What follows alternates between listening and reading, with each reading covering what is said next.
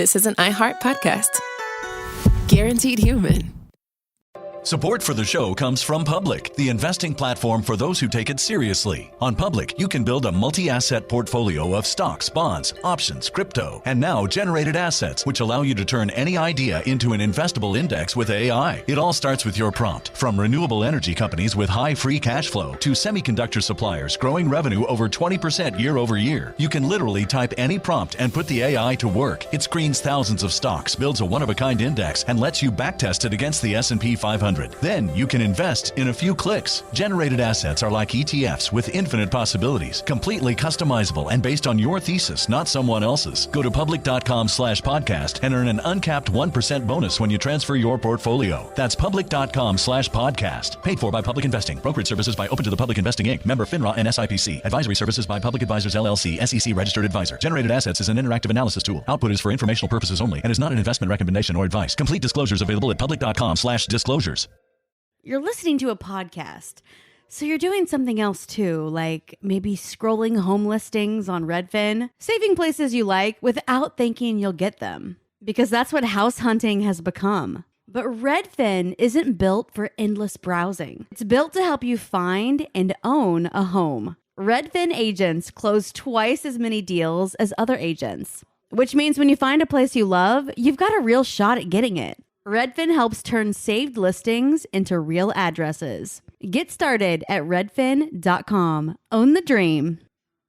Kids, pets, life, your sofa sees it all. But with a washable sofa, stains don't stand a chance. All of our sofa collections come with fully machine washable covers and cushions, making cleanup effortless. Liquid and stain-resistant fabrics provide extra protection against everyday messes. Plus, with modular designs, you can rearrange your sofa however you like. Perfect for growing families and changing spaces. Starting at just $699, it's time to upgrade to a stress-free, mess-proof sofa. Visit washablesofas.com today and save. Offers are subject to change and certain restrictions may apply.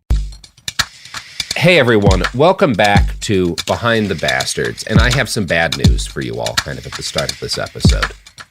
Starting in like 2021, kind of the late, early pandemic period, I started chatting with a good friend of mine, Cormac McCarthy, about bringing one of his books to life in the way he'd always intended, which was by having me read Blood Meridian in my award-winning Boston accent in its entirety. We finished, kind of our discussions right before he tragically passed earlier this year. Sophie and I recorded the whole thing. We were about to release it as a surprise, but we've, as a result of the writers and now the actors strike, in solidarity, decided to delete the entirety of Boston Blood Meridian. I'm very sorry. I know a lot of you were looking forward to this. And all I can say is that if you want to do something about this and force us to release it, David Zaslav's home address is Beverly Hills, California. So, I'm not telling you to do anything. Just think about it. That's where his $65 million Beverly Hills mansion is. Don't loop me into this weird crime you're doing right now. Sophie, it's not a crime because the mansion that he bought used to belong to the other Robert Evans, so I'm allowed to read it on air. There is no other Robert Evans. You are the only one. It is Thank you, just Sophie. you. Speaking of other people who are the only example of their kind, Sarah Marshall!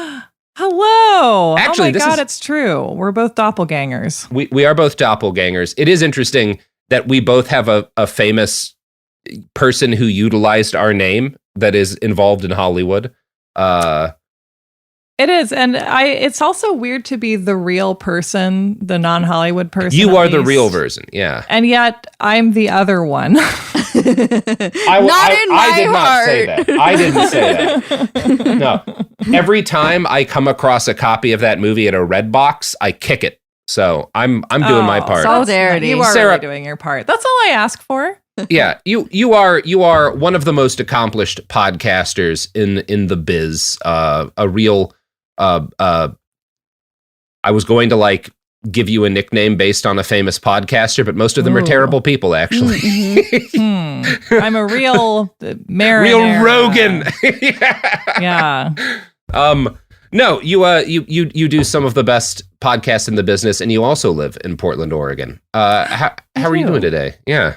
I'm so good. Yes, this is an all Portland show, which I love. I especially love it when I meet people who say, do you live in New York or LA? And I say, Portland. It's like the third secret answer. And their answer's remembers. always, oh.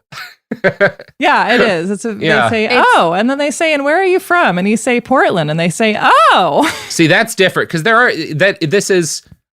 Portland's a little weird to me in that like, unlike all of the other West Coast cities, you ask anyone where they're from, and it's anywhere but the West Coast. But in Portland, some people actually come from here, which is surprising to me.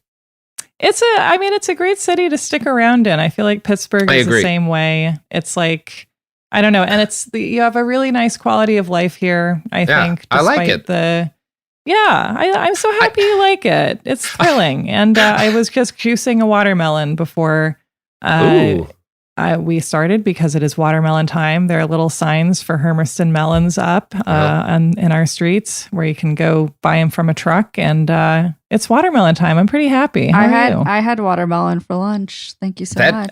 Honestly, I'm extremely hungover right now, so a watermelon sounds great. I do, and I'm sorry for telling you this, Sarah, but the AI will be able to take your line where you said that you were just juicing a watermelon and turn that into a conversation with Joe Rogan about steroids. So I do apologize. And we all have to deal with that. We all have to deal with that. And apparently, or as I call... I was just going to say, apparently you only get paid for one day of your work and then they'll use it forever. Yeah. They juice you and then they throw you away. Joe Rogan, or as I call him, the guy from News Radio. The guy from News Radio.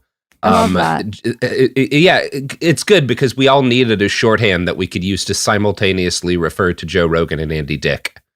These are great jokes for 3% of our audience. Why is it also that here's a joke for that 3% as well. I can't believe that a podcast that has truly changed American society has come from a News Radio alum, and that it wasn't Dave Foley, who I think could have, if he had that size of a following, I would be okay with that, I think. Yeah, I would have been okay with Phil Hartman having that big of a following. Oh my God, can you imagine? Phil Hartman is alive and Joe Rogan is, the other one.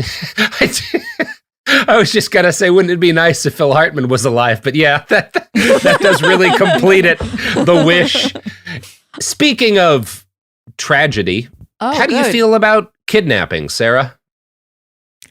I am always ready to talk about a kidnapping, as is my anxiety brain at 1 a.m. when I'm on Wikipedia. So this is much better than that. That's good, because we're our subject for this week is pretty focused on the anxiety brain and how it relates to paranoid conspiracy theories about kidnapping.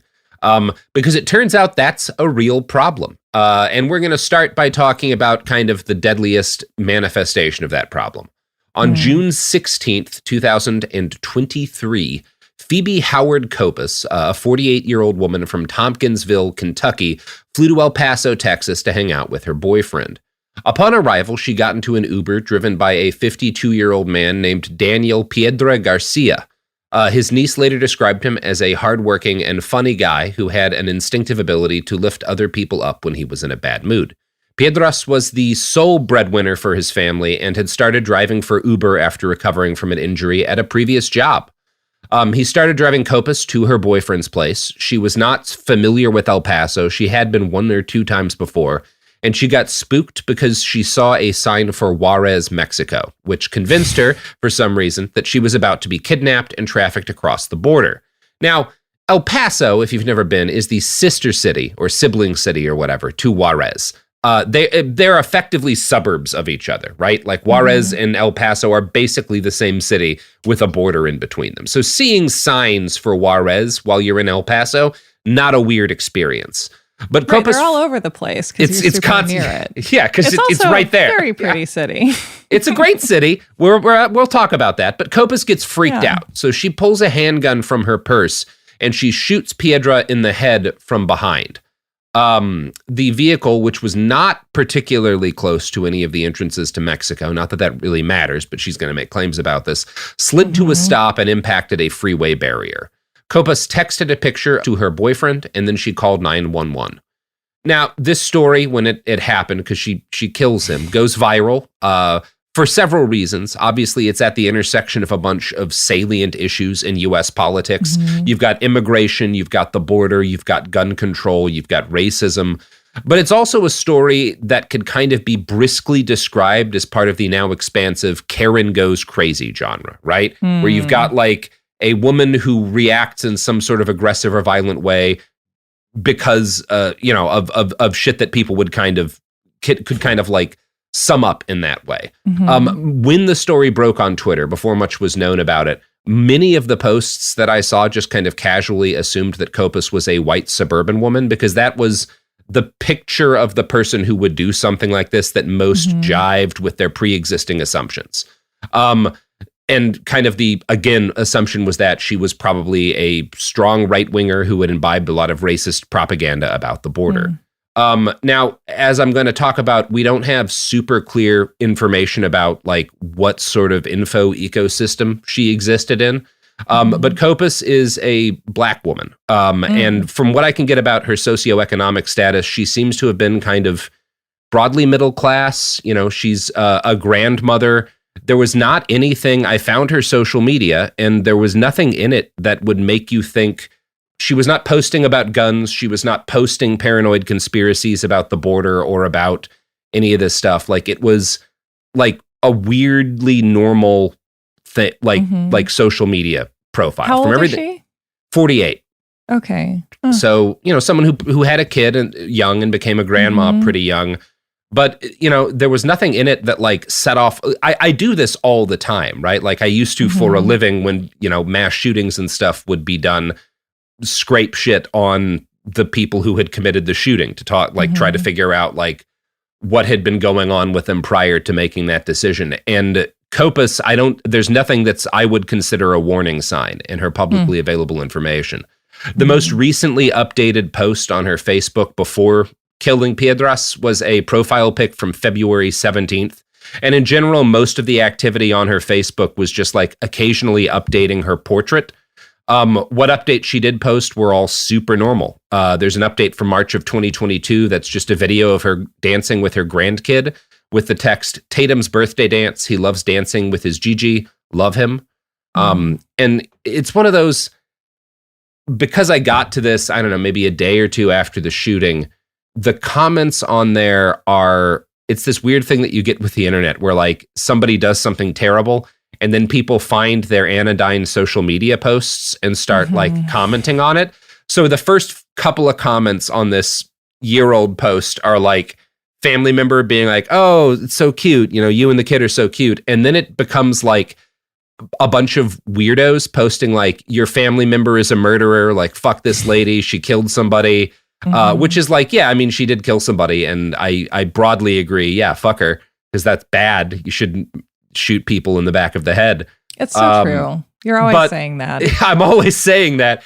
But I can't not find it kind of unsettling to like hop on these pictures of a lady and her grandkid and just be like, fuck you for killing a guy. And it's like, not just fuck you for killing a guy, but like, hey, person who is a family member of this person, like your relative is a bad person. That's a strange impulse, I guess. I feel like it's weird. It's strange to have that technology available to us, and all of the things it lets us do. Yeah. Yeah, it's weird. Kind of like right below that first post, your kin is a murderer post, is another comment from somebody who told one of Kopis's relatives, "Visit her in prison while she is alive, LOL. El Paso, another type of jail. She will get it, LOL." Which I think they meant like El Paso has another type. It's a reference to like the death penalty, right? That like, which is true, but like also, I don't know, man, like again, what she did is bad. I like, you shouldn't be able to do that and just like walk away from it, obviously. But like, it's weird to just be like, hey, family members of this person who murdered a guy, like your relative might get the chair. Like, that's such a strange thing.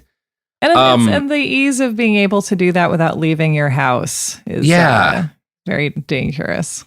Yeah, and there was someone else posted like, hey, commenting, like had scraped her details enough to figure out that she was like a home designer for a living, and like noted gleefully, she'll have to decorate her new home cell with scrap, maybe using toilet paper.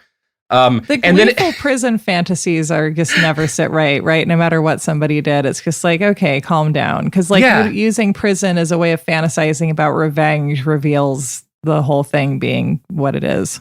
Yeah, and it's fascinating because this person starts by being like, ha ha ha, she was a home designer and now she'll be designing a cell. And then in the middle of the post is like, oh, I take it back, she was a caseworker, which is, I feel like someone other than me, you could like, there's so much to say about America and just sort of analyzing the decision this person made to like real-time fact check while she was making her post without like editing or changing it. Like, there's so much there. I don't know what to say about it, but it's like, I feel it's like Finnegan's Wake, where like somewhere trapped in that post is like the secret to the madness of the United States. Yeah. But we just need someone to write a dissertation on it. Yeah. Kids in college who are listening to this podcast, there you go. Like that's a free one for you. And it is like, we're talking about how like kind of weird this is, but at the same time, it's not weird, right? This is just like, you like anyone who's not unfamiliar with the internet knows like, well, yeah, if there's like public facing social media for somebody who does something terrible, this is going to happen to it, right? That's just the way the world works. So, you know, it's weird, but it's not weird. As far as Kopus goes, the closest we get to anything that reveals like what kind of ideology might have made her shoot a stranger in the back of the head while he was driving her down the highway, is a lecture, a quote or a clip from a lecture that she posted on her Facebook. And the lecture is by a guy named T.D. Jakes, who's an American non-denominational megachurch preacher. And it's like a kind of very patriarchal, traditional little like thing. He's talking about how like a woman is like salt, you know, she makes everything better, including like she makes men who are like shitty better. And that's like the job of a woman, right? It's like, of course, yeah. It's obviously like it's toxic, but it's not also, this isn't like like TD Jakes ain't Jordan Peterson, right? This is a guy, you walk into any, maybe you've never heard of him, but you walk into any fucking bookstore in the United States and there's TD Jakes books and shit. Like he is an incredibly popular megachurch preacher. So I wouldn't, there's nothing in here that I would call like a warning sign. The most actual like kind of thing that we get that might suggest some toxicity in her personal life comes from the fundraiser that her family posted on Give Send Go after she got arrested. It reads, or it starts, our daughter, who is an attractive 48-year-old African-American woman, is being detained in El Paso, Texas at the El Paso County Detention Center because of the charge of her shooting a Hispanic male. Now, that's a little weird, right? Who you said that? I heard that, right? Her family, right? You said our daughter who is an attractive. Okay. That's weird. That's a little odd. They had Anne Rule write that sentence for them. She came back from the grave to do it. Yeah. It was expensive. God, that's straight. That's a bit peculiar, right?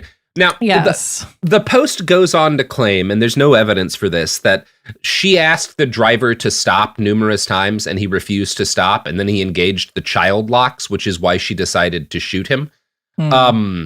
Yeah, it's, again, peculiar that like they describe her as attractive.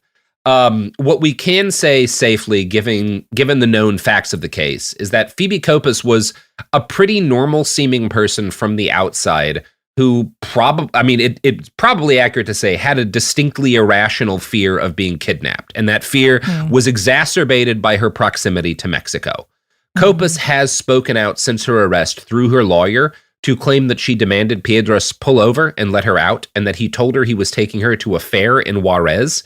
Again, there's zero evidence of this, and the police report states the defendant never called for police or emergency services to report her being in any immediate danger prior to shooting the complaining witness. The defendant took a photo of the complaining witness after he was shot and sent it to her boyfriend via text message prior to calling 911. Kopus's lawyer, Matthew Kozik, has claimed that the media that Kopus had been ingesting had contributed to the mindset that she was in when she carried out the shooting. From Yahoo News, quote, he said that his client was in fear of her life because of her knowledge of violence and kidnappings in Juarez and seeing highway signs on US 54 showing exits to Juarez. During the hearing, Kozik showed news articles reporting on violence in Juarez, including stories about drug cartels and kidnappings. He also showed photos where the shooting happened and traffic signs showing the highway led to Juarez. So, like, that's what her defense is going to rest on. And I think there's a degree to which, like, I don't think that's a good defense, but it is accurate that if you are like somebody who who consumes mainstream news media, most of what you hear about Juarez is kidnappings and murders, right? Most of what you hear about the U.S. border is kidnappings and murders. Now, like, I can remember, like, fucking 15 years ago, I was on a road trip, and we, like, were in El Paso and crossed over to Juarez to get lunch.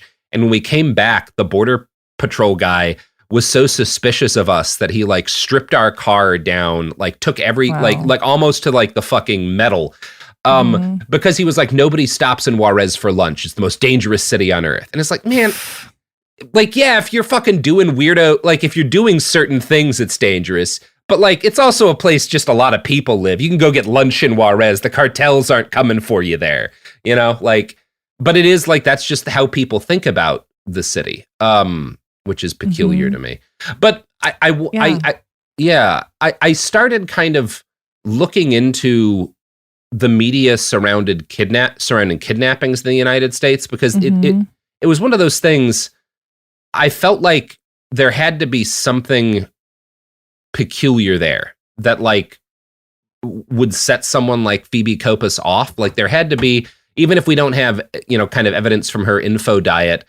When I started, like, looking into just kind of going on the major social media apps, looking up, like, what kind of the trending stories involving kidnapping or human trafficking was, you start to, like, see some patterns. And one of the patterns is that kidnapping related content is among the most reliable ways to go viral on the internet right now.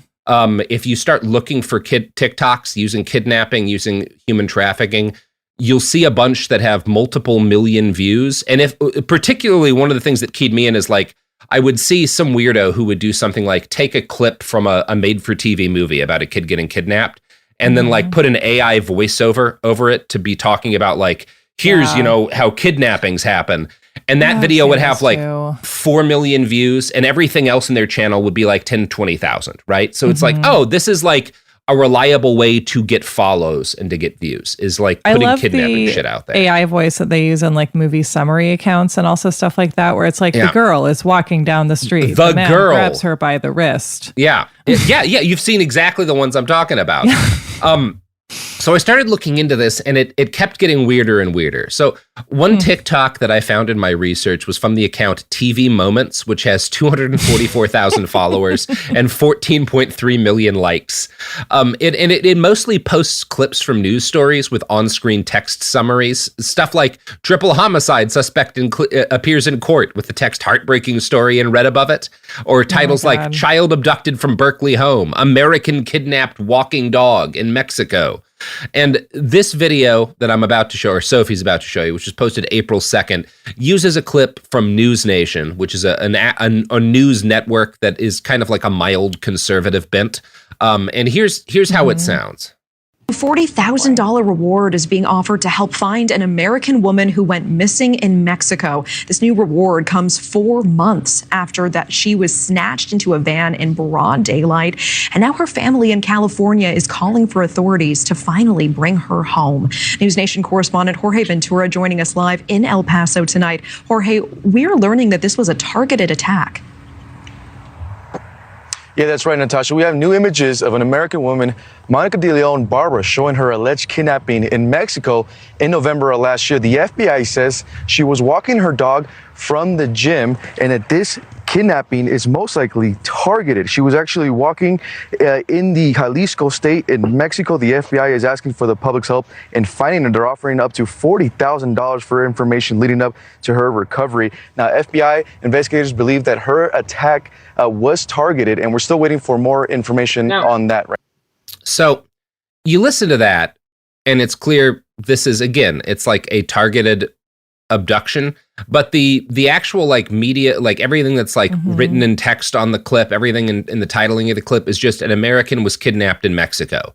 The actual story here is like, yeah, this person was kidnapped specifically because of who she was. This was not random. They weren't just like looking for a lady. Like they were looking for this woman because of like a family connection, right? Like, which is the thing that happens. And that's how most, very, very rarely are people abducted at random anywhere in the world. It's not a super common kind of crime. But this would have been, I think, kind of one of the most recent stories that Copus might have encountered relating to El Paso. It was kind of a big deal. And it sets up this kind of idea that like Americans are getting randomly picked up off the street, right, at the border.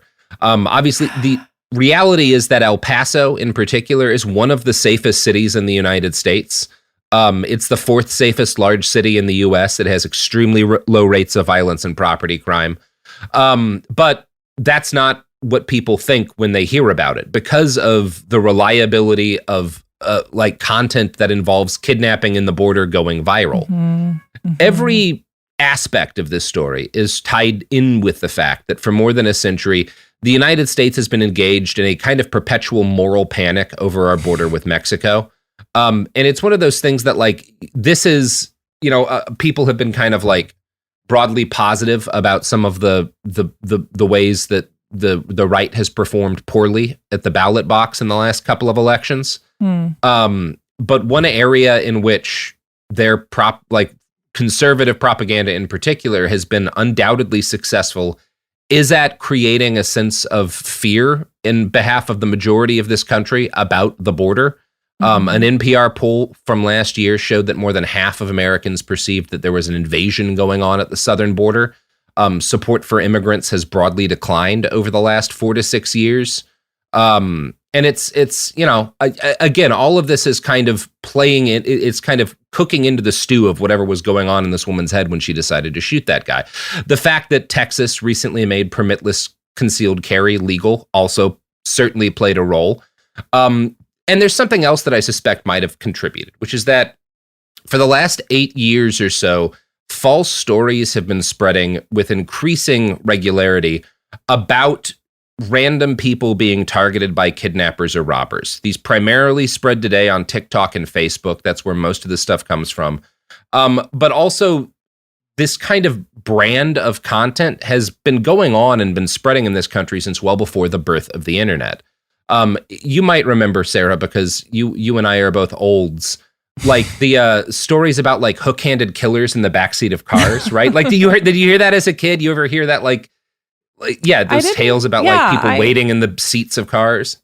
Yeah, I encountered it, I think. Yeah, because there's like, I think I more encountered it secondhand through other forms of media, but like, yes, there's definitely a lot of hook-handed men to go around. I know there's a great hook-hand story in Adventures in Babysitting. Yes. To set up, is it Handsome John Pruitt? Yeah, great film also.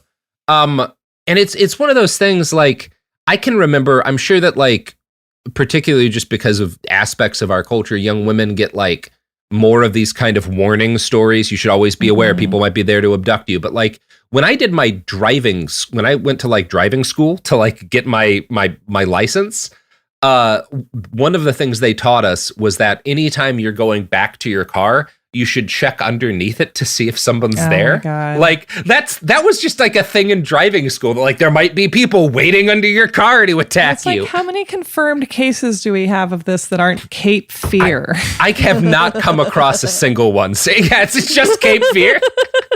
It's just I'm sure it's just the result of fucking oh god, now I've forgotten his the Cape Fear guy.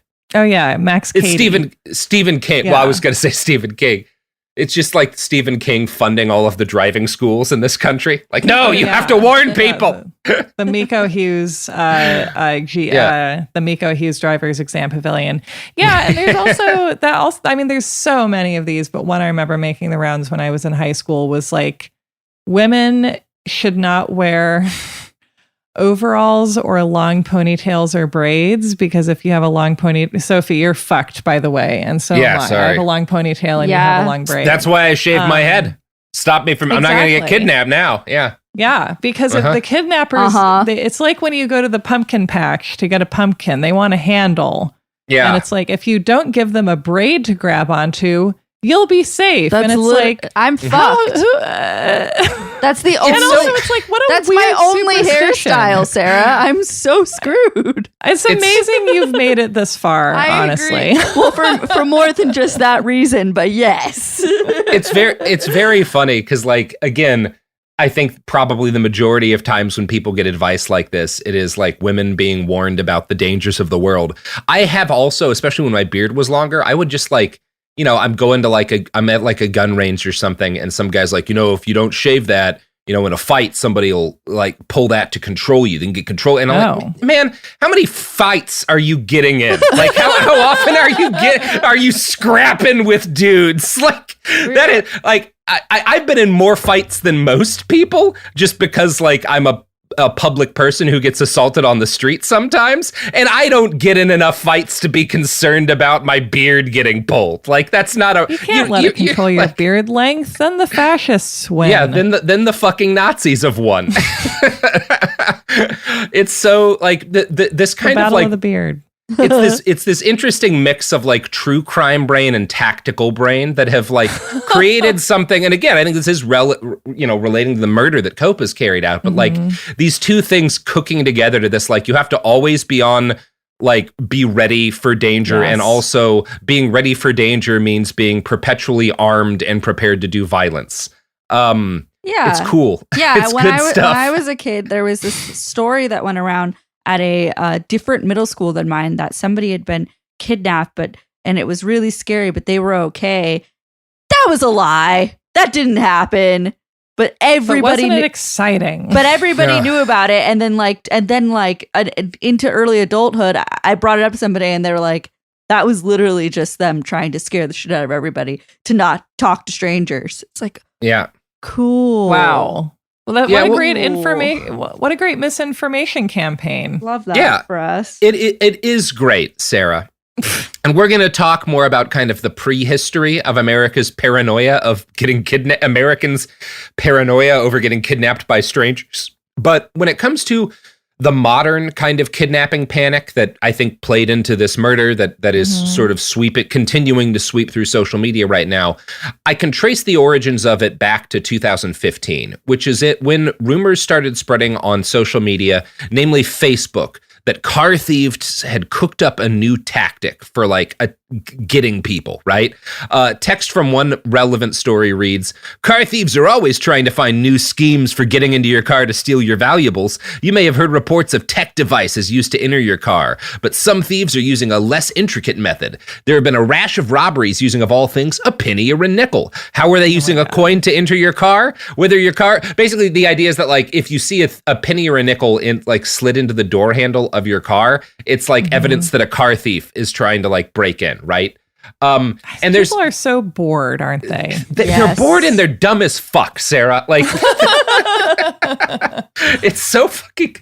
Again, I'm a very paranoid person because people like have attacked me and threatened to murder me, right? Like, so like I have a grenade launcher sitting next. That's not part of the paranoia. That's just a recreational grenade launcher. But like, right. I don't like obsess over this kind of shit.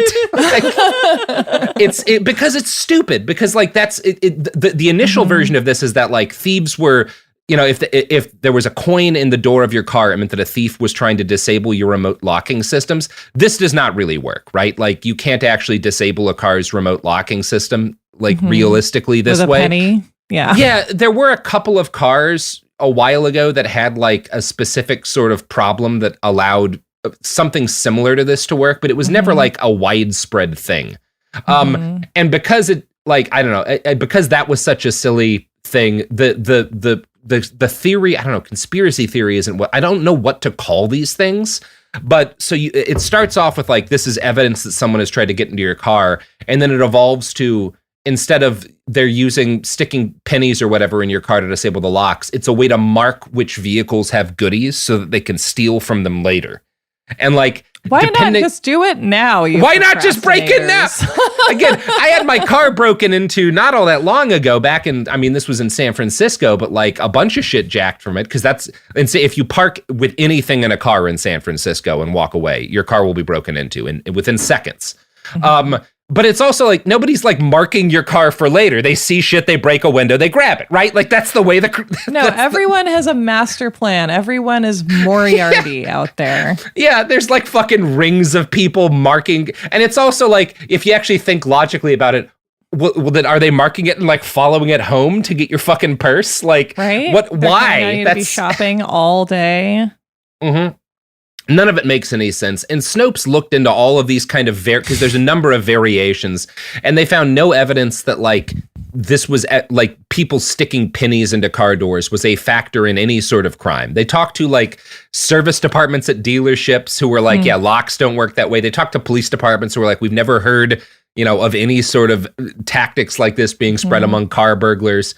And in an article at the time, they tied this myth back to certain myths that had spread back in like the 80s and 90s through what were then called chain letters. Sarah, again, I apologize, but like you and I are both ancient, We're of a certain age. We make terrifying sounds when we get up from squatting. That's right. Yeah, we're 1,000 years old. We have seen the birth of time itself. And so we remember chain letters. Like our Gen Z listeners are like, what the fuck is a chain letter? And it's funny because, again, I don't remember receiving chain letters, but I remember them being something with like that everyone made jokes about, and that there was a ton of cultural literacy around in the 90s. Yes. I was, even for like, because I was mostly the same way, where it was a thing that like my mom and her sisters and stuff, they would talk about, my older cousins would talk about. I remember one specific time we got a chain letter, and it was like shown to me, because they were starting to get rarer in the early 90s. It was shown to me as like look at this, isn't this funny? Look at this weird thing that we got. And we're going to talk about what chain letters were, because really what we're seeing when we look at a chain letter is the birth of meme culture. It goes back surprisingly far, but it all relates very directly to the shit spreading on TikTok and Facebook. But you know what else relates to misinformation spreading on the internet? Oh, advertising, because advertising is what makes disinformation profitable. So, Sarah, Sophie, Robert, here's some ads. Oh, great. Support for the show comes from Public, the investing platform for those who take it seriously. On Public, you can build a multi-asset portfolio of stocks, bonds, options, crypto, and now generated assets, which allow you to turn any idea into an investable index with AI. It all starts with your prompt. From renewable energy companies with high free cash flow to semiconductor suppliers growing revenue over 20% year over year, you can literally type any prompt and put the AI to work. It screens thousands of stocks, builds a one-of-a-kind index, and lets you backtest it against the S&P 500. Then you can invest in a few clicks. Generated assets are like ETFs with infinite possibilities, completely customizable and based on your thesis, not someone else's. Go to public.com/podcast and earn an uncapped 1% bonus when you transfer your portfolio. That's public.com/podcast. Paid for by Public Investing. Brokerage services by Open to the Public Investing Inc. Member FINRA and SIPC. Advisory services by Public Advisors LLC, SEC registered advisor. Generated assets is an interactive analysis tool. Output is for informational purposes only and is not an investment recommendation or advice. Complete disclosures available at public.com/disclosures. Tired of spills and stains on your sofa? Wash away your worries with Anabay. Anabay is the only designer sofa that's machine washable inside and out, starting at just $699. Plus, Anabay sofas are pet-friendly, stain-resistant, and feature changeable slipcovers and modular pieces. Get up to 60% off site-wide with a 30-day money-back guarantee. Visit washablesofas.com to get yours now. That's washablesofas.com. Offers are subject to change and certain restrictions may apply. Let's talk about modern home shopping. It's sort of become a fun side hobby, right? Scrolling listings at night, dreaming about kitchens you've never seen, or backyards you haven't even stepped foot in, all from the comfort of pretty much anywhere. Redfin knows a lot of people like you want to own, but are stuck in this browsing mode loop. That's where Redfin flips the script. With listings that update within minutes and tours you can book right from the Redfin app, you can see your dream home the moment it appears. Now, liking a listing is easy, but actually landing it, that's where Redfin comes in. Redfin has over 2,200 agents with local expertise. And Redfin agents close twice as many deals as other agents. That means they want to help you win, not just window shop. Redfin is built to help you go from just looking to wait, this could actually be home. So become the newest neighbor on the block. Visit redfin.com to start finding and start owning. That's redfin.com. We're back, and we're about to start talking about chain letters. So, chain letters, as I've talked about, like I never really thought about this before I started researching this, but the more I got into it, the more I realized, like, oh, like everything happens today, that's happened for the last 20 years on the internet in terms of like what we call meme culture, was sort of preceded by chain letters. And in fact, an interesting aspect, like the chain letters are like, they are letters that would, back in the day, would arrive in your mailbox, and they were a mix of like, forward this to, the next 10 people that you know in order to not get bad luck. Sometimes they were like, here's a story about like a bad thing that's happened, or like, here's a thing to be worried about, forward this so that your friends know about this danger, about these about this thing that murderers do or whatever. Like there's a variety of different kind of like chain letters over the years. One of the things I didn't realize until I got into this is that geneticists, like scientists and researchers teaching genetics, use chain letters in their because you can apply some of the same algorithms that you apply to like calculating mutations in genetics to the way chain letters alter over time. There's a surprising amount of stuff about it. Like it's a really good way to talk about, because over time, both like people would alter chain letters in order to like make them more relevant, but also just mutations would occur, because like a lot of chain letters were initially handwritten and then they'd get mimeographed. And then after a time, it would get so messy that you'd type up a fresh version and you'd introduce changes. So like, it was actually like, it is a pretty good way going over like, oh, here's 80 years worth of like related chain letters, and we can sort of track the alterations over time in the same way that we look at the way that mutations get introduced into a genetic sequence. I didn't realize that. It's not really relevant to the story, but it's kind of cool. But it's so great. Yeah. I'm so glad to know that. Yeah, there's like a surprising amount of like scientific studies on how durable it actually is to use chain letters for this purpose. News. Yeah, cool stuff. So I found a contemporary casual history of chain letters on Slate. And there's a couple of other places that have done similar sort of, again, casual histories, and they generally tie the birth of the chain letter back to Europe, generally England and the United States, starting in the 1700s, right? Kind of when we both have the origins of a relevant, like, or of a reasonably reliable postal service, which kind of starts to happen in the late 1700s, and when we have a printing press, so that people, like, obviously, right, you can both print letters and copy them sort of semi-reliably, and you can send them places. That said, again, this is what you get in the casual histories. When you really dig into it and you find the chain letter, like the chain letter nerds, I guess you'd call them, the obsessives, they kind of bristle at starting it in the 1700s. Their argument is that it goes back much, much further. And this is where things go off the rails a little bit. The most detailed analysis of the history of this art form that I have found comes from an independent researcher named Daniel W. Van Arsdale. Starting in the 1990s, he started collecting huge numbers of chain letters and posting them on his private website, which is a thing people don't really have anymore. His website is down, but it's still, you can find it on the Wayback Machine, and it's very much like a late 90s, early 2000s, like, here's this maniac who is obsessed with chain letters in a degree that probably no one else in history ever was. And he wrote thousands and thousands and thousands of words. He read like God knows how many of these letters. He like categorized them and graphed them. And anyway, he splits chain letters into, he's probably the number one expert on the concept of chain letters who's ever lived. What does the W stand for? No one knows. I don't know. Okay. Someone probably knows. Does it say, I assume this man is dead. I think it's Daniel Wayback Machine Van Arsdale. Yeah. There's no way this guy is alive still, but I love him. But this is what social media has taken from us, right? You used to get crazy people who would build websites dedicated to their obsession, and you could learn so much from those websites. And now everybody just argues about race science on Twitter. It's so much worse today. We used to have Ted the Caver, Exactly. We used to have Ted the Caver. God, what a glorious time.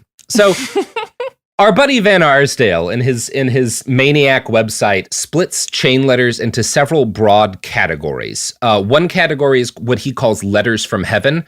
These are letters that people claim were written or channeled via God or an angel or some other divine being. And like generally either like, you know, this letter will protect you if you send it to X number of people. These became particularly common in Europe starting in World War I and then again in World War II. You would send them to like, there were primarily things like you'd have families who were, their kids were overseas and they were worried about them. And they would get a letter being like, this will protect your son if you send this to X, you know, number, right, whatever. Oftentimes there was a kind of a scam involved where like you wouldn't just have to forward the letter, you'd send a donation to a central area and you'd forward the letter to 10 random people or whatever. And, you know, folks are superstitious. They're kind of, when you're waiting for to know if your son got killed at the Somme, you're kind of out of your mind a little bit, you know, like with worry. That's a normal thing. Ideal consumer base, really. Yeah. It's a great business to be in, is what I'm saying. The other major kind of chain letter is the good luck chain letter, which is kind of a more secular version of the letter from heaven, right? Where it's instead of like, I'm an angel and here's how you can protect your loved one. It's more like, this letter is good luck if you replicate it and you pass it on. And sometimes also if you send money to somebody, right? These are kind of broadly speaking what most chain letters, you know, for 200 years or so in the West, like kind of fell into. But Van Arsdale argues that the origin of the chain letters starts a lot older than the printing press, than the postal service, and even potentially than Christianity. One example that he picks out this is what he says is like kind of the earliest example that you can find of chain letter like content is from the ancient Egyptian Book of the Dead. Bet you weren't expecting us to go there. I never am. Yeah, but it turns out Brendan Fraser had it in his hands. He did. And like in Brendan Fraser's classic film, The Mummy, I am now going to read from the Book of the Dead. So, oh boy. Well, here's a good run. Here's a passage that Van Arsdale, and I actually think he's probably right about this, that he considers to be, this is kind of an example of a precursor sort of content to what you got with these chain letters.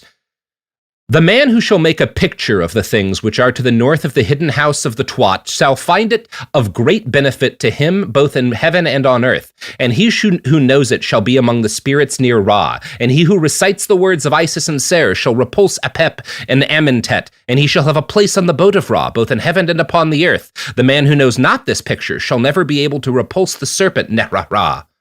So it's like both you have to, you know, in order to avoid being, you know, punished by these evil spirits, you have to recite these specific words and you have to share them with other people, right? And if you don't, someone who like hasn't seen this is vulnerable to this, right? Like it's that same idea, right? Like where here's this thing that you've now been informed of and you both have to be aware of it and also spread it to other people. Otherwise you will suffer in some way, you know? It's so fun how it's like the opposite of a curse like we get in the Evil Dead where it's like, don't read the words. And this is like, read the words and read them to all your friends. Yeah, please do read them to everyone. Otherwise you're fucked. Yeah, some serpent's gonna, I'm not an ancient Egyptian expert, but I think it's pretty obvious like, oh yeah, there is an element of what people were getting with these like chain letters that is present in this ancient religious text. And comment and subscribe. Yeah, like, comment, and subscribe to avoid the serpent Nehra-Ra.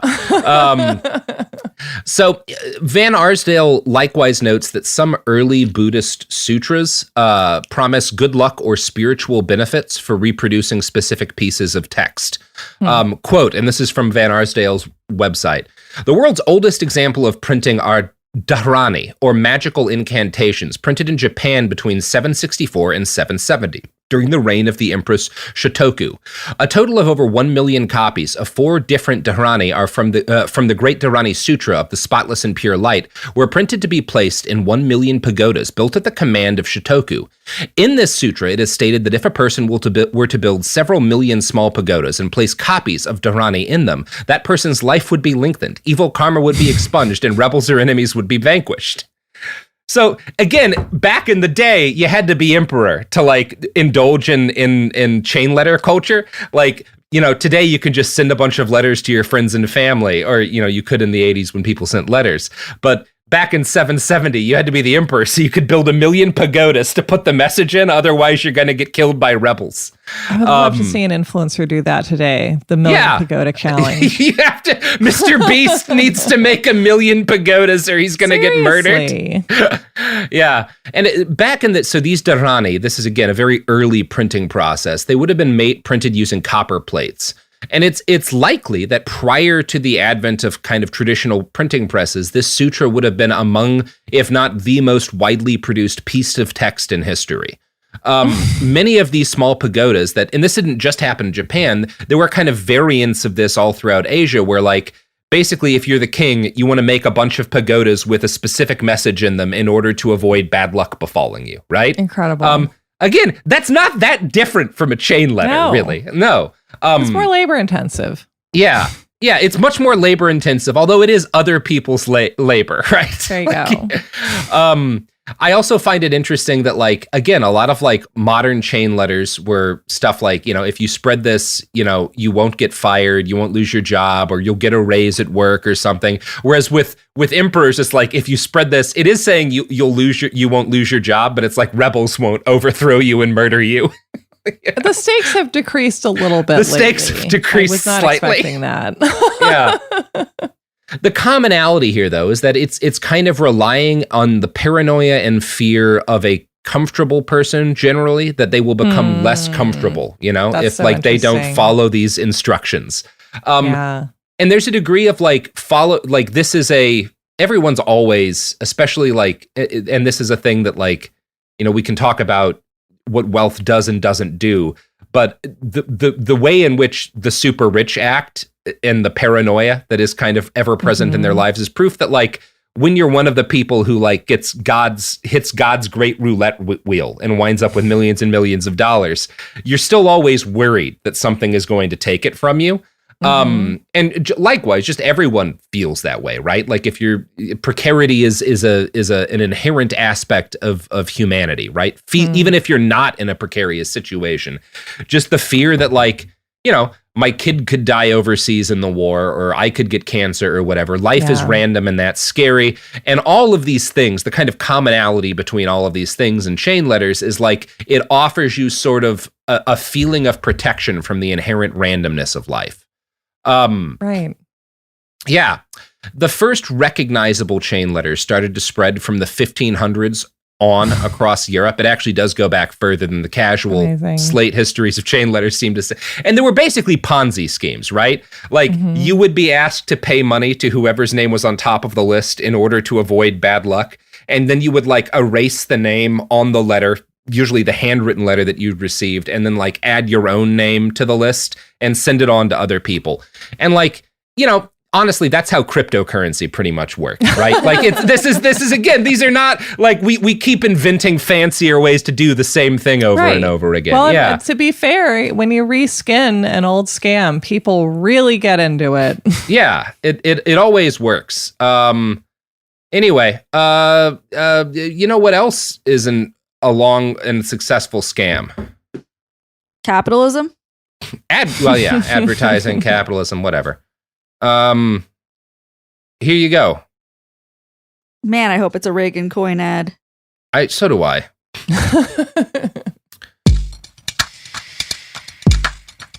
Support for the show comes from Public, the investing platform for those who take it seriously. On Public, you can build a multi-asset portfolio of stocks, bonds, options, crypto, and now generated assets, which allow you to turn any idea into an investable index with AI. It all starts with your prompt. From renewable energy companies with high free cash flow to semiconductor suppliers growing revenue over 20% year over year, you can literally type any prompt and put the AI to work. It screens thousands of stocks, builds a one-of-a-kind index, and lets you backtest it against the S&P 500. Then you can invest in a few clicks. Generated assets are like ETFs with infinite possibilities, completely customizable and based on your thesis, not someone else's. Go to public.com/podcast and earn an uncapped 1% bonus when you transfer your portfolio. That's public.com/podcast. Paid for by Public Investing. Brokerage services by Open to the Public Investing Inc. Member FINRA and SIPC. Advisory services by Public Advisors LLC, SEC registered advisor. Generated assets is an interactive analysis tool. Output is for informational purposes only and is not an investment recommendation or advice. Complete disclosures available at public.com/disclosures.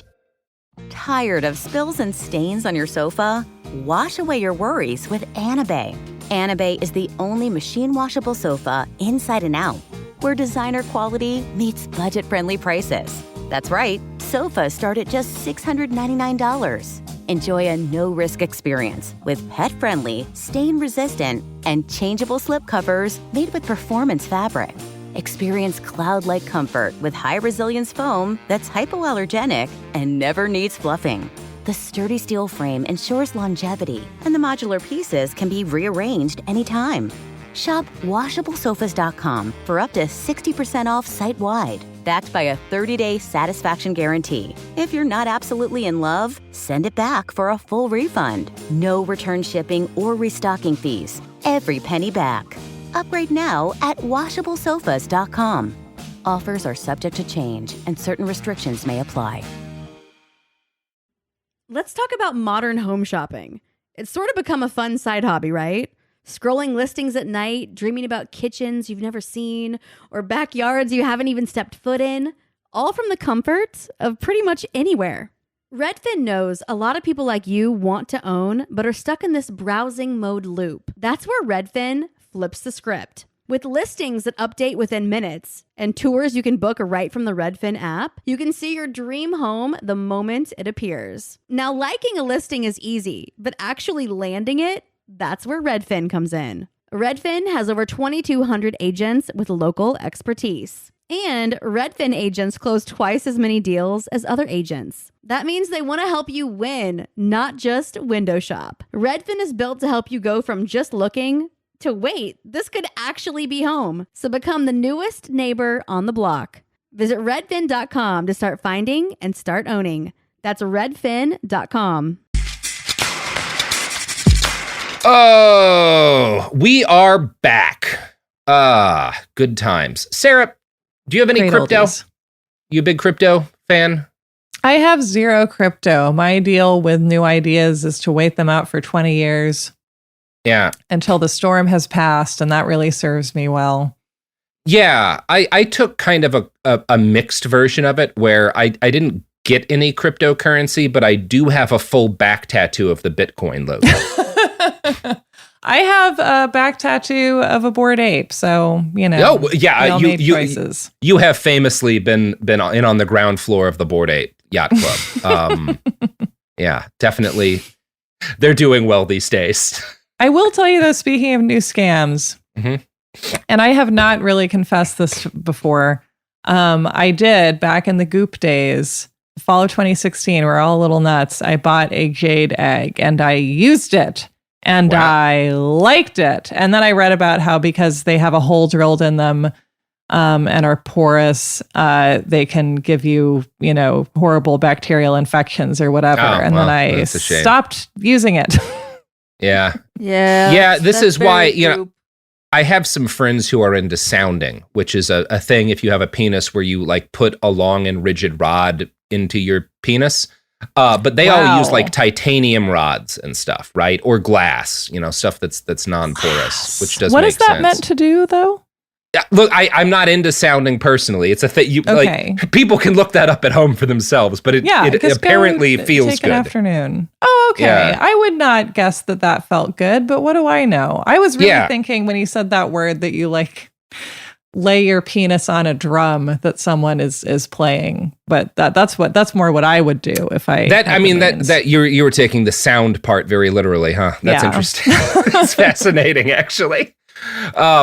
Anyway, so just like crypto evangelists had to pretend that they were building a new global currency system that was like more equitable, and that they were trying to take power from warmongering governments or whatever, early scam chain letter operators had to dress up schemes that were fundamentally about taking advantage of greed as selfless acts of charity. And here's a quote from Van Arsdale's website. An 1888 letter solicits dimes for the educations of the poor whites in the region of the Cumberlands. This letter states it as an adaptation of a previous solicitation and asks that 4 copies be sent to friends. For compliance, you will receive the blessing of him who was ready to die for us. This is the earliest known chain letter. An 1889 example had an American college student solicited dimes and 10 copies. This letter claims to be self-terminating. Recipients were asked to increment a generation count at the top of the letter until it reached some preset maximum, at which time the chain was to stop. This practice continued at least through 1916, but a few years after a chain letter was launched, only those circulated which had the inflated maximum. We have 2 examples of a solicitation for used postage stamps to build a children's ward in Australia. The first is from 1900 and is number 173 of 180 maximum. The second, highly modified, was still in circulation 10 years later and is number 375 of 480 maximum.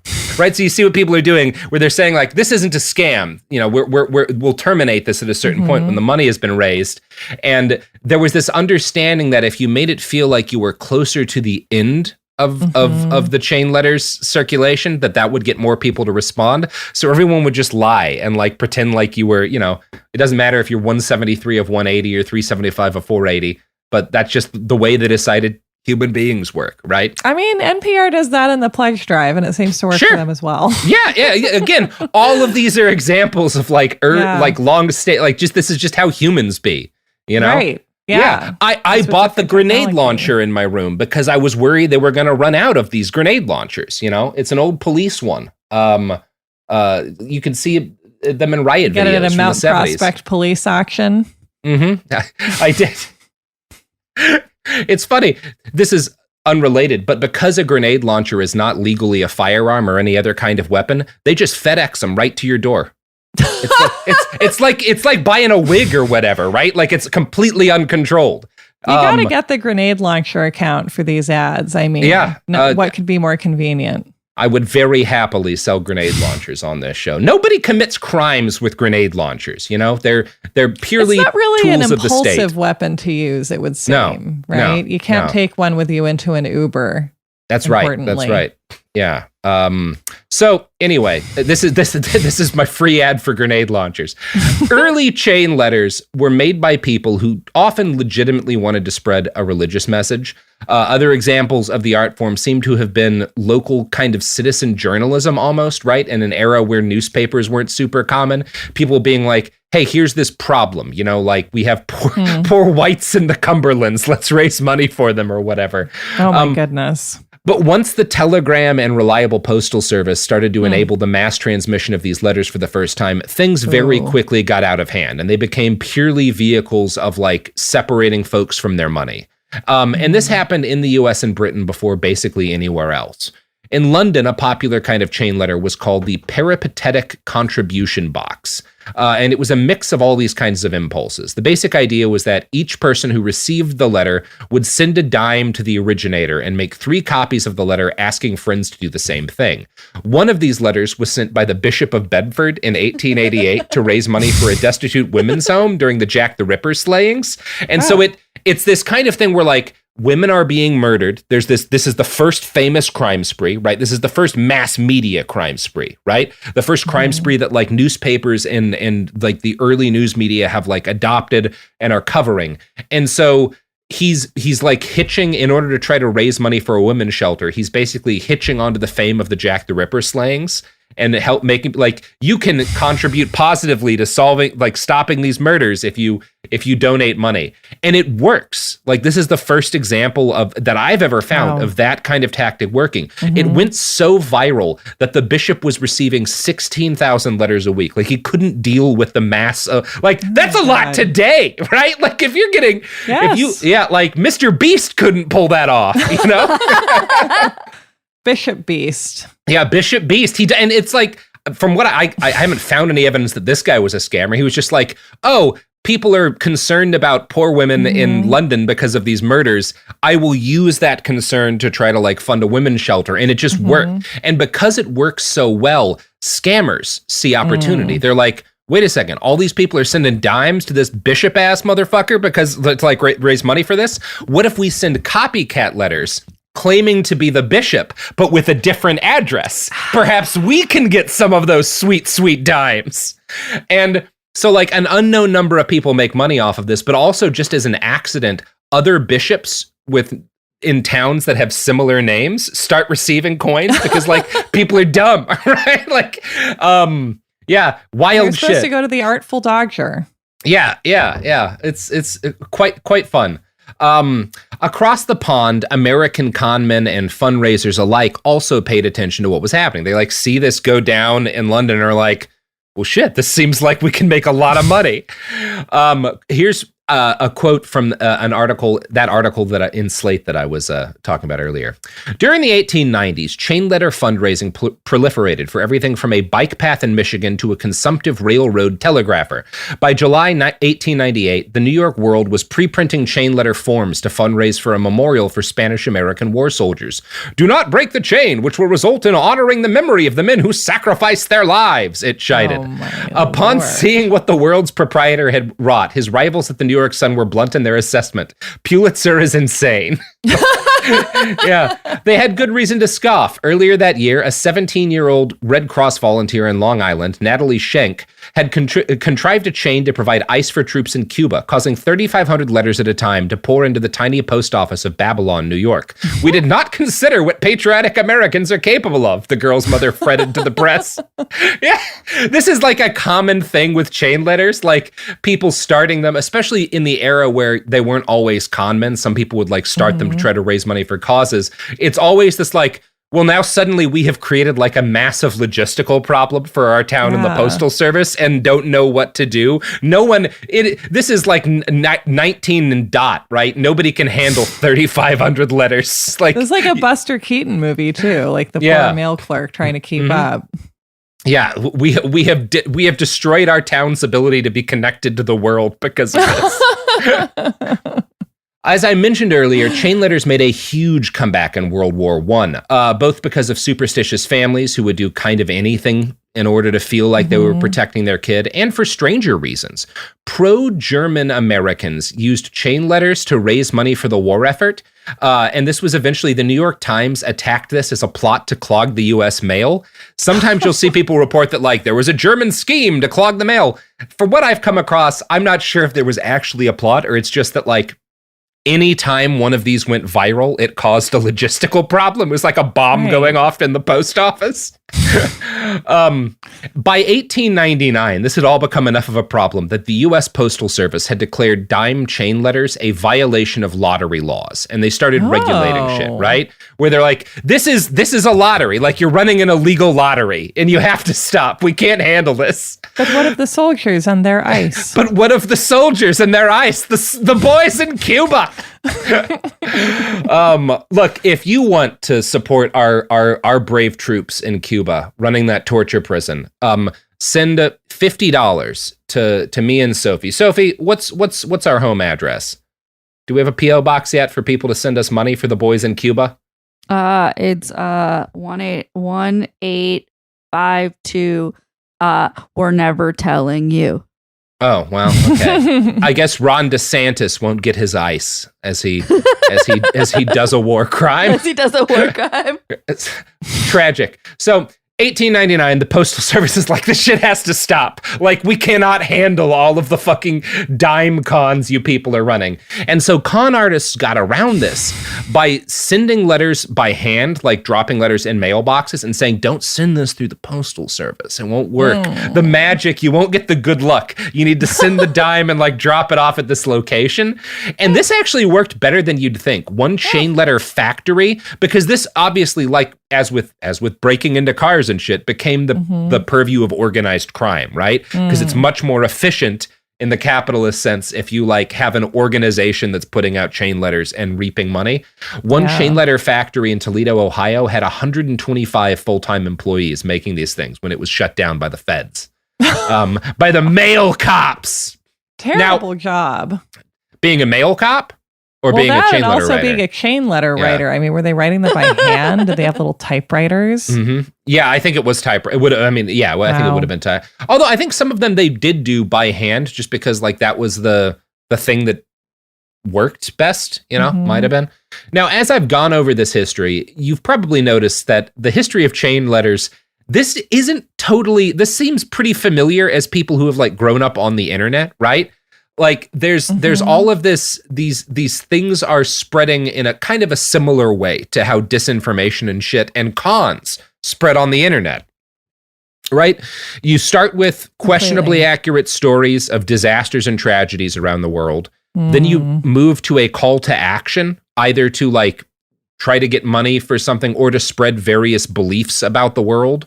And then you kind of, the way in which you tend to get people to spread stuff and get people interested is to share often false stories of horrific violence or stuff like kidnapping, right?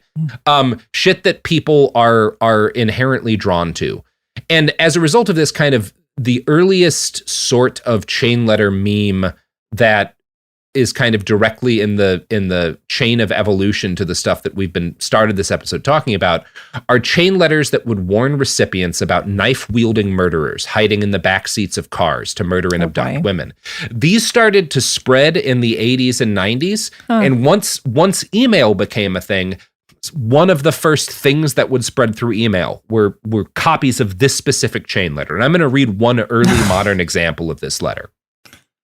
A friend stopped at the pay-at-the-pump gas station to get gas. Once she filled her gas tank and after paying at the pump and starting to leave, the voice of the attendant inside came over the speaker. He told her that something had happened with her card and that she needed to come inside to pay. The lady was confused because the transaction showed complete and approved. She relayed that to him and was getting ready to leave, but the attendant once again urged her to come in to pay or there'd be trouble. She proceeded to go inside and started arguing with the attendant about his threat. He told her to calm down and listen carefully. He said that while she was pumping gas, a guy slipped into the backseat of her car on the other side, and the attendant had already called the police. She became frightened and looked out in time to see her car door open and the guy slip out. The report is that the new gang initiation thing is to bring back a woman and or her car. One way they're doing this is crawling under women's cars where they'll pump it while they're pumping gas or at grocery stores in the nighttime. The other way is slipping into unattended cars and kidnapping the woman. Please pass this on to other women, young and old alike. Be extra careful going into and from your car at night. If at all possible, don't go alone. This is real! Exclamation point, exclamation point. The message. This is real. Exclamation That's how point, you know it's real. Exclamation point. It then ends with the message. Number 1, always, in caps, lock your car doors, even if you're gone for just a second. Number 2, check underneath your car when approaching it for re-entry and check in the back before getting in. Number 3, always be aware of your surroundings and of other individuals in your general vicinity, particularly at night. Send this to everyone so your friends can take precaution. And guys, all caps, you tell any woman you know about this. Thanks. Oh my God. I just want to point out that the thanks is not in cap locks, and I appreciate that. Yeah. No, It's like, you need thanks. Mm-hmm. I do also, again, nowadays, because tactical influencers are such a thing, men and women are being urged to be worried about kidnapping gangs. But back in the day, this was a more genteel time. So men, nobody's gonna steal you in your car to get initiated into a gang, but you gotta warn the broads in your life. Oh my God. I love how, because obviously the unspoken thing here is sexual menace in a racist way, because we're talking about gang members, quote unquote. But like, you gotta steal a woman to be in the gang. Any woman. Yeah. Any woman at all. Any woman and her car, or maybe just her car. I don't know. Like, I guess it's something. And then it's like, because thinking about being the woman at the gang initiation, and it's like 5 strangers, like there's Flo from the AM PM, and here's Jessica from the craft store. Yeah. It's trying so to find funny. common ground. See, we in Oregon were up until recently immune to this kind of thing because nobody gets to pay at the pump. Gas station attendants have saved us from these kidnapping gangs. We're the safest people in America, really. It's that's major right. danger zone in these stories. Yeah, nobody gets kidnapped in Oregon because of the noble gas station attendant.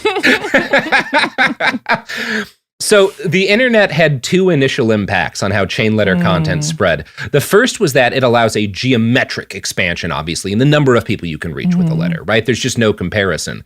The second is that it allowed exact copies to spread indefinitely, which put an end to researchers being able to study heredity with these things to an extent, or at least altered it, right? Because it just changes the way in which shit mutates.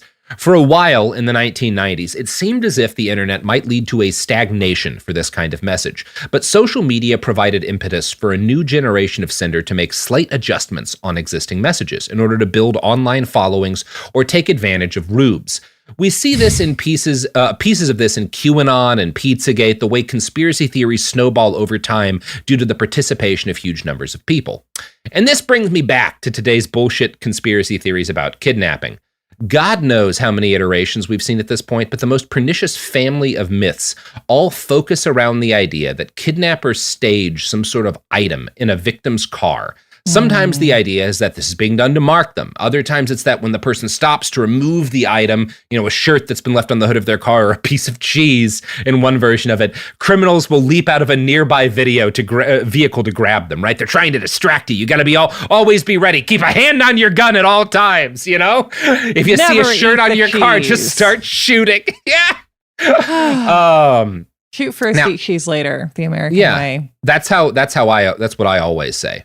It's worth noting that the specific kind of kidnappings that Phoebe Kopus and so many other people today are obsessed with do not happen, essentially, right? Obviously, you can find freak examples of strangers being kidnapped by strangers, but nearly all trafficking victims, and these are all wind up being trafficking conspiracy theories, right? That's why they're trying to kidnap women, right? That's how it always happens. The vast majority of trafficking victims know their attacker. They are usually related to their attacker, right? Or to their trafficker, I should say. Trafficking people being forced into slavery or like slavery, particularly like sex slavery. This is not a thing that happens that strangers do to strangers in the United States. This is a thing that like parents do to their kids, or like a guardian will do. It is usually either a parent who's trafficking the kid for money, generally as a result of like a drug addiction, or like a single parent who someone comes into their life and then traffics their kid. It's nearly always someone that the child knows, right? That's just like the way that trafficking works. And it's the same thing with like when adults are trafficked. It is nearly always, it's either people who are migrants coming to this country being trafficked in order to like work on farms and shit, or otherwise do labor for very little to no money. Or it is when it's sex trafficking, it's like people being trafficked by, boyfriend, girlfriend, by family members. The vast majority of trafficking victims are adolescents or teenagers. 60 to 67% of trafficking victims in the US are 15 to 17 years old. A huge number of them are LGBT or gender non-conforming, because one thing that often brings people into trafficking, they are young, they do not have resources like financial resources, they are kicked out of their homes because they are queer, and they are then forced at some point into the sex trade by somebody that they trust, right? Like that is when it happens, this is how it actually occurs statistically. No, Robert, the market value of middle-aged women is $4,000 a pound. No, it's all like 45-year-old women getting kidnapped at Target. That's how it happens. Well, but you could also see like, right, it's the kind of people who fall for this shit are the kind of people who believe in like grooming conspiracy theories overwhelmingly. And they don't want to hear, no, it's the queer kids that you're spreading conspiracies about are the ones in danger of being trafficked. They want to hear like, no, I'm in danger. I have a reason like all of this fear that is ever present in me. Yeah, it's these dangerous looking kids who are going to threaten me. The fear that is ever present in my life because human beings more or less can't exist without anxiety has a cause. And it's the dangerous, weird looking kids around me who are going to kidnap me by putting cheese on my car. And it's one of those things. We started this episode talking about Phoebe Kopus, but if you do what I have been doing and you spend hours and hours combing through viral Facebook and TikTok posts about like kidnapping conspiracy theories, in every one of them, you will find people talking about their guns. A representative example comes from an article I found, 2017 article published by Channel 14 News, an Amarillo, Texas station. And the title of the article was, "Woman Finds Shirt on Car, Warning Goes Viral." And obviously one of these, and right in the I found a Facebook post that was like 12,000 shares. And one of the first responses was a user going, "I keep my pistol in grabbing distance everywhere I go."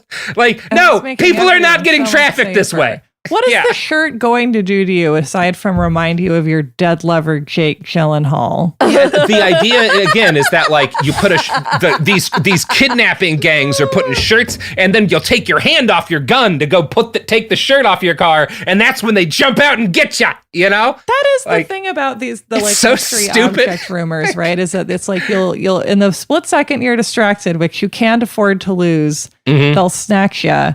And the idea of having to be that hyper vigilant, it's fascinating how we're just like selling PTSD, basically. Yeah, and we know it all too well. And it's one of the things that makes this pernicious is that like no one will tell you need to be less aware out in public, right? No one's going to say like, when you travel to a new city and hop in the Uber, maybe just zone out on your phone, right? Everyone will say, well, yeah, it's good to be, aware. But the version that gets transmitted primarily is like, you need to always be hyper vigilant because you are permanently in danger of being kidnapped and sold into fucking taken ass movie slavery, right? Always be ready to stop someone with deadly force. That's a fun way to live. Yeah, you need to be the Liam Neeson, to protect yourself from weirdly Algerian kidnapping gangs, if I'm remembering that movie properly. God knows. Yeah, Liam Neeson, who we now know once, well, if you know, you know. If you know, you know. Anyway, although we could talk about his appearance in Atlanta, but this is all outside of the point. We're going to keep talking about specifically how these kidnapping conspiracy theories have started and mutated, and how this all ties into some other particularly toxic aspects of American culture. By the time these episodes come out, I will have an article up on my Substack, Shatterzone. You can just find it by typing that in, about specifically the way in which kidnapping and trafficking as key phrases have become like super reliable ways to go viral on TikTok. There's a lot of like weird so there's this fucking weird, I don't know how to describe this, but I find it deeply unsettling. One of the first things I found when I was looking into Phoebe Kopis, I decided after I was reading about her, I want to see what people are like saying about this on TikTok. Oh, is this that really scary video you sent me? Yeah, I find this is like scary. A type of content where they've take a picture of her and they use it to make an AI video of her, of like Phoebe, the woman who murdered that guy, and have her relating the story of her killing a guy. And like an AI version of her voice and an AI version of her face speaking. It is horrible. It's like, so scary. Sarah, I'm not a moral panic person. I don't think TikTok's any more toxic than any other form of social media. But I also think all social media should be made illegal and the people who run these companies pushed into the sea. Like, I hate it. I hate it all. This is too much technology. I think that was the last thing I needed to hear before moving in next door to JD Salinger. Yeah. Yes. Yeah, let's all build. Look, if you're listening to the show, buy a cabin in rural Montana. Learn how to. Okay, actually, I'm doing a Unabomber thing again. See, this is why we gotta stop. Sarah, you got anything to plug besides being the Unabomber? I mean, that's really the main project I'm working on. I do a show called You're Wrong About. We've talked about human trafficking on it, and it is like, I don't know, it's incredible to me the magic that word has, the spell that it casts over people. It's like, and it feels like it's taken the place that the phrase white slavery had in like, I don't know, this time 100 years ago. Yeah. And white slavery is, I didn't get into this for this, but like, yeah, if we were to like really dig into that history, because like that was in the 1800s and stuff, like it was like a very easy way to get people riled up. Like it's all like shady fucking yellow journalism types have always known that like, yeah, if you make white people feel like they're about to get abducted off the street, because they're always, I think a lot of it does go back to, you think about like the emperor in Japan, like who's like, wow, I was born to rule this land, but I also still, despite all my power and my armies, feel scared all the time. And that's just like a thing that people feel. I'm going to go make all of these pagodas to like spread this, because I feel like if I spread this, like this book says, if I spread this specific chunk of text, then nothing bad will happen to me. The rebels will never come into my palace or whatever. And then it gets translated to like, wow, I'm a white person in the 1890s. Things are great. We rule the entire world, but yet I'm scared all the time. There must be gangs of brown people waiting to kidnap me. And then, and today Marge, it's too. Yeah. I'm a suburban American, the most fortunate kind of person who has ever existed in the history of the planet, right? I am unfathomably safe and secure. Yet I'm scared all the time. There must be a reason for it. And it turns out that's the most profitable thing to cash in on.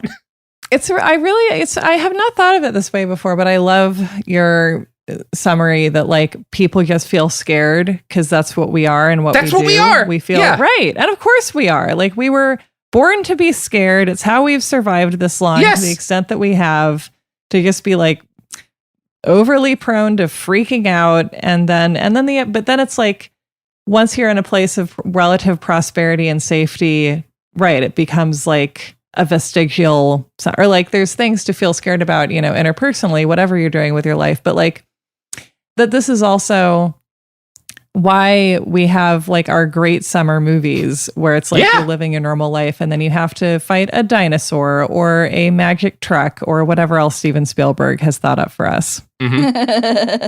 I do love that you gave Steven Spielberg credit for the Stephen King book about the possessed evil truck. Oh, wait, I'm thinking of a different truck. Yeah, they each got a truck. The Stevens! They've got a direct line to our amygdalas, the Stevens. They really do. Yeah.